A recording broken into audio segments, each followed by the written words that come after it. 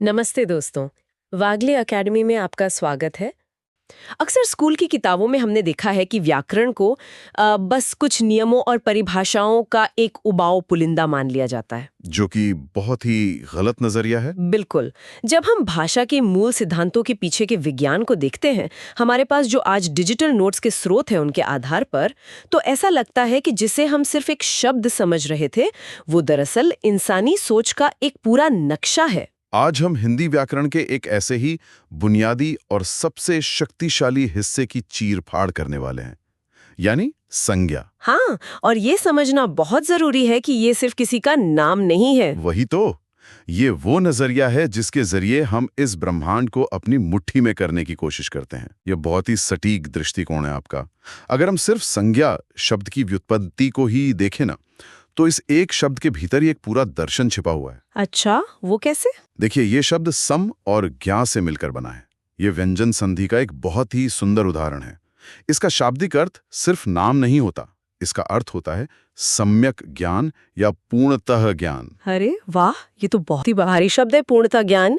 मतलब प्राचीन वैयाकरणों ने इसे सिर्फ एक टैग या लेबल नहीं माना था। एकदम नहीं। जब हम किसी चीज को संज्ञा देते हैं तो हम एक तरह से ये घोषणा कर रहे होते हैं कि हाँ, मैं तुम्हारे अस्तित्व को पहचानती हूँ, मैं तुम्हारे गुणों को जानती हूँ, और अब तुम मेरे लिए कोई अनजान चीज नहीं हो। बिल्कुल ही बात है। आप सोचिए, जब तक चिकित्सा विज्ञान में किसी नई बीमारी का नाम नहीं रखा जाता, वो एक रहस्यमयी और खौफनाक खतरा बनी रहती है। जैसे कोविड की शुरुआत में हुआ था। मतलब ही ये है कि हम किसी चीज को उसकी संपूर्णता में पहचान कर उसे अपने ज्ञान के दायरे में ले आएं। सच में, ये तो एकदम नजरिया बदलने वाला विचार है। तो अब जब हमारे पास ये पूर्ण ज्ञान आ गया है, तो इंसानी दिमाग इसे व्यवस्थित कैसे करता है? क्योंकि एक ही टोकरी में तो हम सब कुछ नहीं डाल सकते ना। हाँ, वो तो मुमकिन भी नहीं है। स्रोत सामग्री भी यही बताती है कि व्याकरण हमें इस वर्गीकरण के दो अलग-अलग तरीके देता है। पहला है उत्पत्ति, यानी व्युत्पत्ति के आधार पर, जहां संज्ञा को सिर्फ 3 हिस्सों में बांटा गया है: व्यक्तिवाचक, जातिवाचक और भाववाचक। ये मूल ढांचा है। हाँ, लेकिन फिर एक दूसरा तरीका भी है जो अर्थ या प्रयोग पर आधारित है, और इसमें 5 हिस्से होते हैं। इन 3 के अलावा समूहवाचक और द्रव्यवाचक। और यहाँ भाषा के विकास का एक बहुत ही दिलचस्प पहलू सामने आता है। भाषा विज्ञान हमेशा इस बात से जूझता है कि शब्दों को उनके पैदा होने की जगह से पहचाना जाए, या वे आज समाज में क्या काम कर रहे हैं उस आधार पर पहचाना जाए। पता है, इसे देख के मुझे एक बहुत बड़ी पुरानी लाइब्रेरी की व्यवस्था याद आती है। अच्छा। हाँ, कल्पना कीजिए कि एक लाइब्रेरियन ने किताबों को सिर्फ उनके उत्पत्ति या ढांचे के आधार पर 3 बड़े कमरों में बांट दिया: फिक्शन, नॉन फिक्शन और रेफरेंस। संरचनात्मक रूप से ये बिल्कुल सही है। हाँ, ये तो उत्पत्ति के आधार पर किया गया वो 3 प्रकार वाला वर्गीकरण हो गया। वही ना। लेकिन जब पाठक उस लाइब्रेरी में आते हैं, तो वे इस तरह से नहीं सोचते। वे आकर कहते हैं कि मुझे डर महसूस करना है या मुझे इतिहास जानना है। और तब उस बेचारे लाइब्रेरियन को मजबूरन अपनी व्यवस्था बदलनी पड़ती है। बिल्कुल। तब वो उन किताबों को उनकी प्रयोग और पाठकों की जरूरत के आधार पर रोमांस, थ्रिलर, इतिहास, विज्ञान जैसी 5 या उससे अधिक अलग-अलग श्रेणियों में गहराई से बांट देता है। क्या कमाल की उपमा है। व्याकरण में भी ठीक यही हो रहा है। हमने शुरुआत तो शायद 3 बुनियादी ढांचों से की होगी, लेकिन जैसे जैसे इंसानी जीवन जटिल होता गया, हमारे एक प्रयोग के आधार पर ये वर्गीकरण 5 प्रकारों में फैल गया। ये उपमा भाषा के इस व्यवहार को बहुत ही स्पष्ट कर देती है। सम्यक ज्ञान की हमारी जरूरत हमें मजबूर करती है कि हम चीजों को उनके व्यवहारिक उपयोग के आधार पर अधिक बारीकी से वर्गीकृत करें। एक ठोस धातु और एक अमूर्त विचार, दोनों की उत्पत्ति अलग हो सकती है, लेकिन हमारे दैनिक जीवन में उनका प्रयोग कैसे हो रहा है, ये ज्यादा महत्वपूर्ण है। इसलिए हिंदी व्याकरण में भी 5 प्रकारों वाला वर्गीकरण ही अधिक प्रचलित है और अध्ययन के लिए उपयोगी माना जाता है। तो चलिए इस लाइब्रेरी के सबसे व्यस्त और सबसे दिलचस्प सेक्शन में चलते हैं। ये एक बहुत ही रोचक द्वंद्व है, एक बनाम अनेक का। यानी व्यक्तिवाचक और जातिवाचक संज्ञा के बीच की खींचतान। एकदम सही। बुनियादी स्तर पर व्यक्तिवाचक संज्ञा वो है जो दुनिया में किसी एक ही व्यक्ति, वस्तु या स्थान का बोध कराती है, जैसे सूर्य, पृथ्वी, ताजमहल, हिमालय या कोई इंसान जैसे अमित। इनकी सबसे बड़ी खासियत यह है कि इनका कोई दूसरा संस्करण नहीं है। हाँ, इसलिए ये सदैव एक वचन होते हैं। जी। व्यक्तिवाचक संज्ञाएं ना एक तरह से ब्रह्मांड में किसी चीज का पिन कोड होती हैं। वो सिर्फ और सिर्फ उसी जगह उसी व्यक्ति पर जाकर खुलती हैं। आप सूर्यों या ताजमहलों नहीं कह सकते, क्योंकि वो अवधारणा ही अतार्किक है। बिल्कुल। लेकिन इसके ठीक विपरीत है जातिवाचक संज्ञा, जो एक जैसी सभी वस्तुओं की पूरी श्रेणी का प्रतिनिधित्व करती है, जैसे शहर, पुस्तक, नदी, पर्वत या लड़का। ये एक वचन भी हो सकती है और बहुवचन भी, जैसे लड़का का लड़के बन सकता है। शरीर के अंग, पशुओं के नाम, पदों के नाम, ये सब इसी श्रेणी में आते हैं। लेकिन मुझे यहाँ थोड़ा रुकना होगा। नोट्स में एक खास श्रेणी है जिसे व्याकरण जातिवाचक मानता है, और वो है प्राकृतिक आपदाएं, जैसे भूकंप, बाढ़ या ज्वालामुखी। हाँ, ये एक बहुत ही क्लासिक उलझन है जो अक्सर लोगों को होती है। उलझन होनी भी चाहिए। मेरा मतलब है, जब हम भूकंप या बाढ़ के बारे में सोचते हैं तो ये कोई चीज नहीं है जिसे हम छू सकें, ना ही ये कोई इंसान है। ये समय और स्थान में होने वाली एक विशिष्ट खौफनाक घटना है। सही कह रही हैं आप। तो कोई एक अकेली घटना पूरी एक जाति या श्रेणी कैसे बन सकती है? अगर मेरे शहर में कल भूकंप आया तो वो तो एक व्यक्तिवाचक घटना होनी चाहिए ना? अगर हम इसे सिर्फ उस एक पल के चश्मे से देखेंगे तो ये भ्रम होगा। लेकिन इंसानी दिमाग और भाषा बहुत लंबे समय के पैटर्न्स को पहचानते हैं। अच्छा, पैटर्न। जी। प्रकृति में ये जो उथल-पुथल होती है, ये कोई एक बार होकर खत्म होने वाली चीज नहीं है।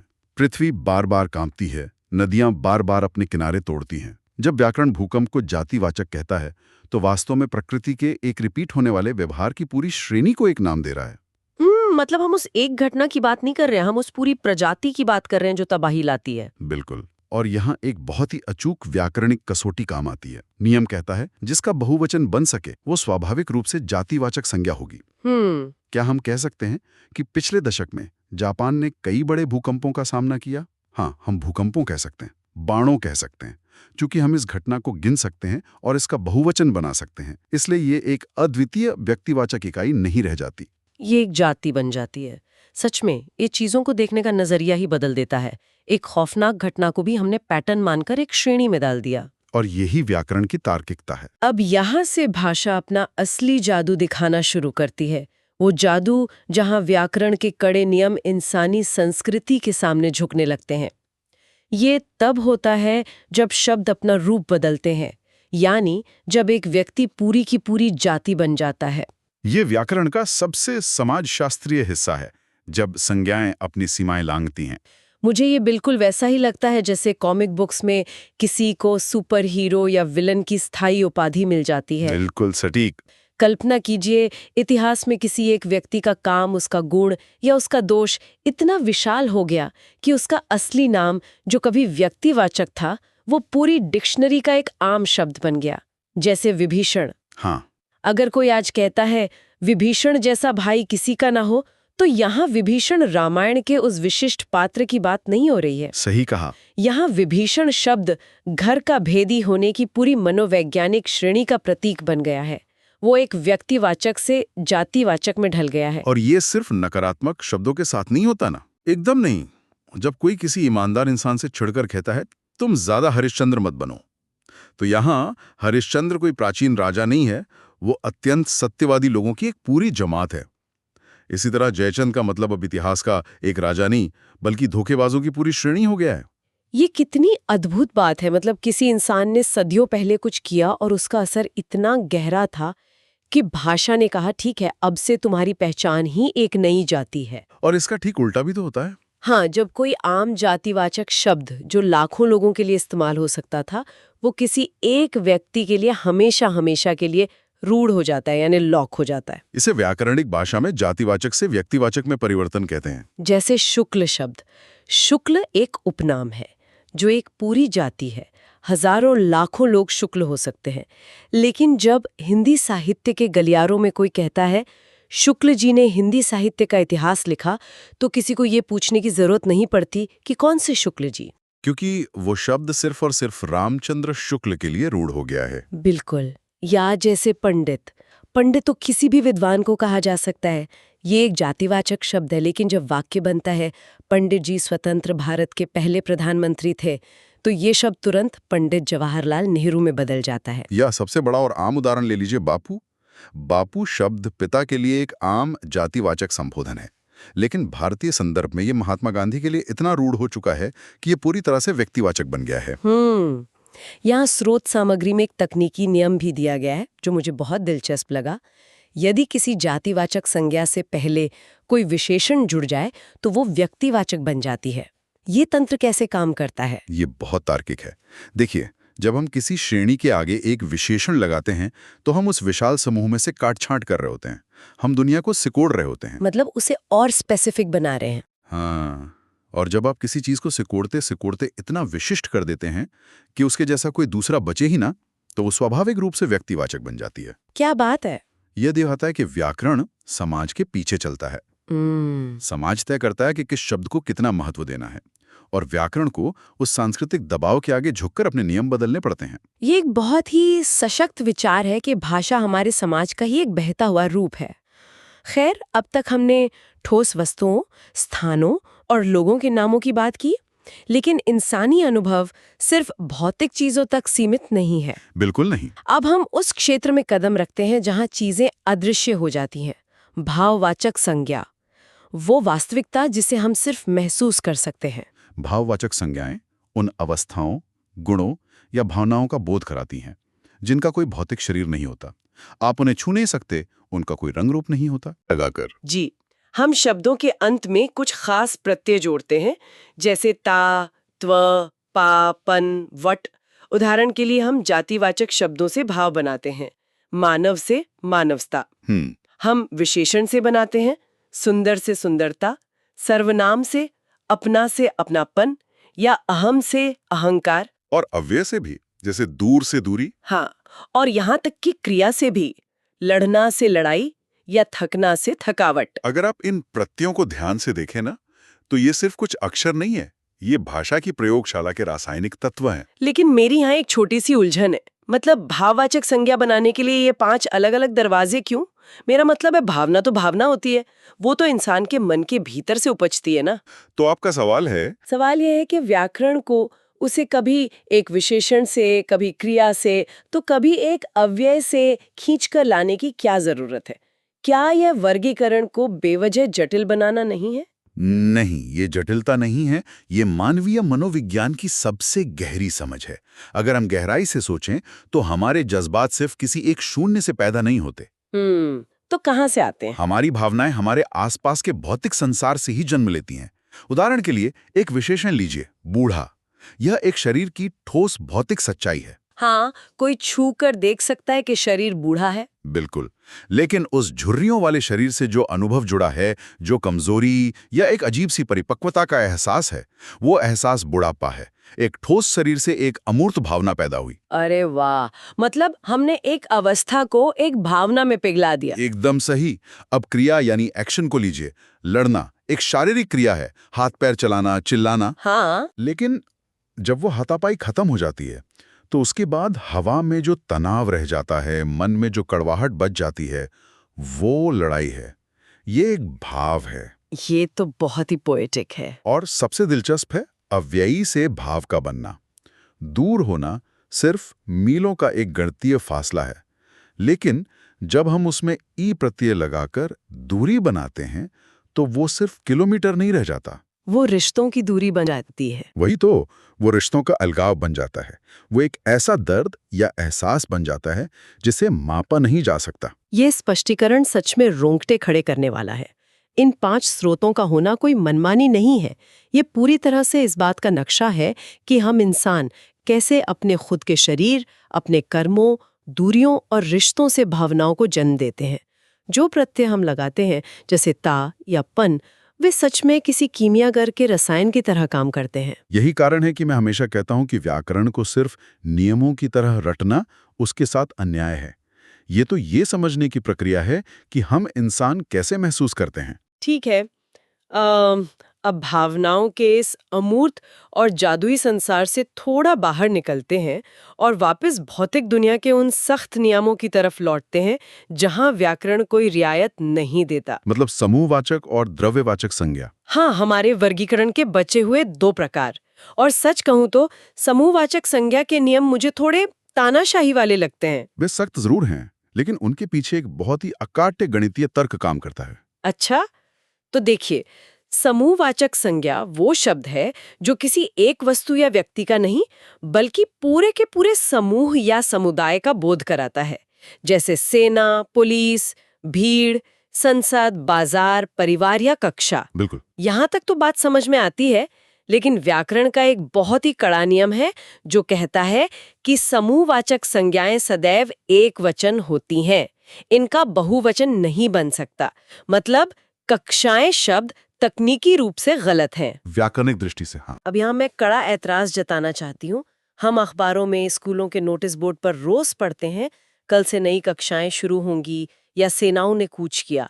अगर पूरी दुनिया, पूरा मीडिया इस बहुवचन का इस्तेमाल कर रहा है, तो व्याकरण अपनी जिद पर क्यों अड़ा है कि ये गलत है? ये एक बहुत ही शानदार टकराव है आम बोलचाल बनाम विशुद्ध व्याकरणिक तर्क के बीच।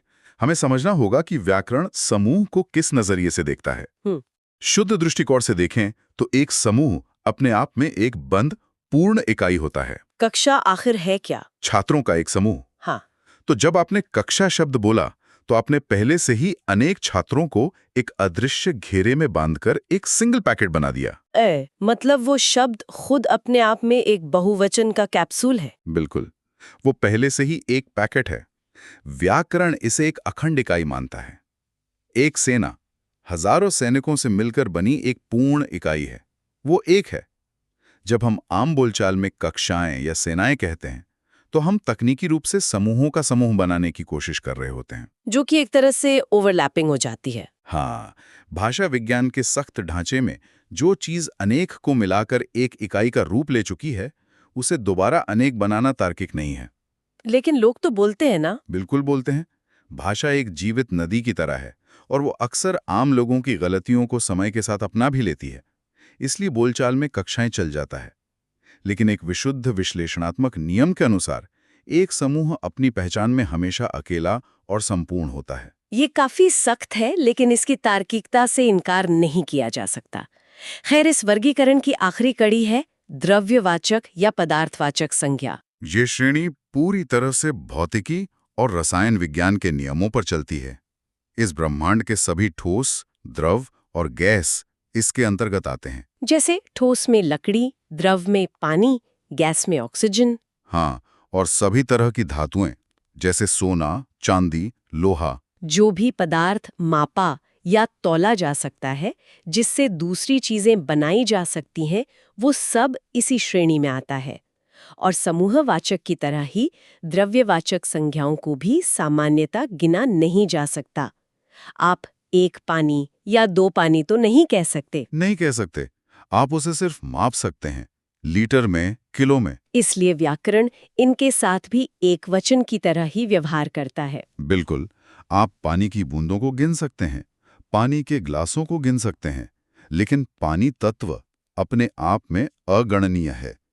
ये पदार्थ की उस मूल प्रकृति को दर्शाता है जिसे व्याकरण पूरी तरह से स्वीकार करता है। तो आज की इस पूरी गहन चर्चा को अगर हम एक धागे में पिरोएं, तो ये स्पष्ट हो जाता है कि संज्ञा सिर्फ शब्दों को रटने की कोई सूची नहीं है। एकदम नहीं। ये सम्यक ज्ञान की वो अदृश्य सीढ़ी है जो सीधे हमारी मानवीय चेतना को आकार देती है।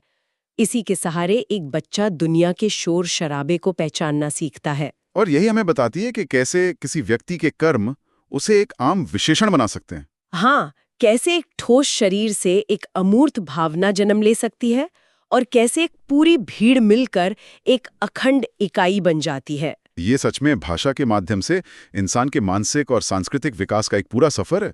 हर एक संज्ञा जो हम इस्तेमाल करते हैं, वो अपने पीछे सदियों का इतिहास और मनोविज्ञान समेटे हुए। और इसी विचार के साथ इस चर्चा को समाप्त करते हुए एक बहुत ही दिलचस्प सवाल उभर कर सामने आता है। हमने देखा कि कैसे अतीत में जयचंद या विभीषण जैसे नाम उनके कर्मों के कारण व्याकरण की सीमाओं को तोड़कर एक नई जातिवाचक संज्ञा बन गए। हाँ, वो रूढ़ हो गए। तो आज हम 21वीं सदी के डिजिटल युग में जी रहे हैं। यहाँ सब कुछ रिकॉर्ड हो रहा है, दुनिया बहुत तेजी से बदल रही है। ऐसे में ये सोचना बहुत ही रोमांचक है कि आज के इस आधुनिक युग का ऐसा कौन सा नाम या शब्द होगा जो शायद आज से 100 या 200 साल बाद व्याकरण की किताबों में एक नए जातिवाचक शब्द के रूप में पढ़ाया जाएगा। ये तो बहुत ही गहरा सवाल है ना? शायद कोई ऐसा नाम जो आज की किसी बहुत बड़ी तकनीकी क्रांति का पर्याय बन जाए, या शायद किसी बहुत बड़े वैश्विक धोखे का। ये एक ऐसा विचारोत्तेजक प्रश्न है जो भाषा विज्ञान और भविष्य के इतिहास दोनों के नजरिए से हमें सोचने पर मजबूर कर देता है। बिल्कुल। तो इस दिलचस्प सवाल के साथ कि भविष्य की डिक्शनरी में कौन सा नया नाम दर्ज होने वाला है, हम आज की इस वैचारिक यात्रा को यहीं विराम देते हैं। और उम्मीद है हमारे सुनने वालों को भी आज कुछ नया सोचने का मौका मिला होगा। हाँ, और दर्शकों, अगर आपको ये डीप डाइव या ये वीडियो पसंद आए तो लाइक, शेयर और कमेंट जरूर करें और वागले एकेडमी के इस चैनल को सब्सक्राइब करें। हमारे रोजमर्रा के शब्दों के भीतर सांस ले रहे इन छुपे हुए अर्थों की यह तलाश हमेशा जारी रहनी चाहिए। तब तक के लिए विदा।